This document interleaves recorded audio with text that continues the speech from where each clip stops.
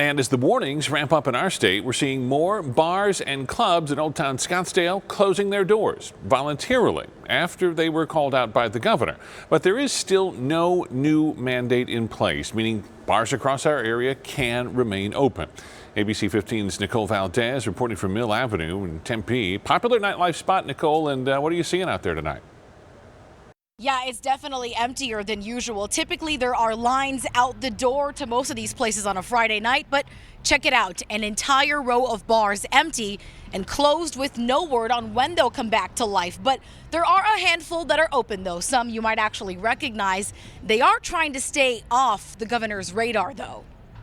It's the shot that said, no pandemic here. Let's just be honest. Yes, it was a little ridiculous. And it made this bar infamous in Tempe back in May, just hours after the governor gave restaurants the green light to reopen. It was like a normal Friday or Saturday night, and they probably should have done something a little bit more. But drive by today, and the images are night and day. Casa Tempe covered in signs asking customers to be smart, wear masks, and groups to distance. If you've not been cited, you can avoid being cited by enforcing physical distancing guidelines. They were made a mockery, and it's kind of sad. And while Tina Koch is all for being smart, I'm not going to get anything if I do what I'm supposed to do. She's not on board with restrictions keeping some businesses from opening. People need to get back to work. I think people have families that they need to support. Bars like Whiskey Row and El Jefe in Tempe shut their doors weeks ago. People who want to go out should be able to go out. People who want to stay home and not go out and not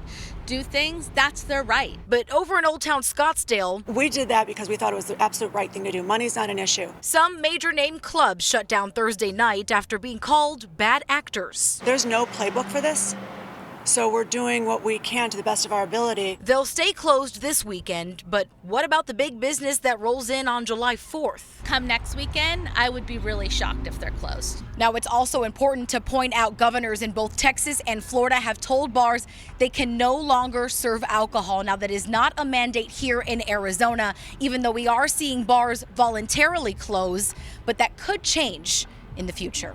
In Tempe tonight, Nicole Valdez, ABC 15, Arizona.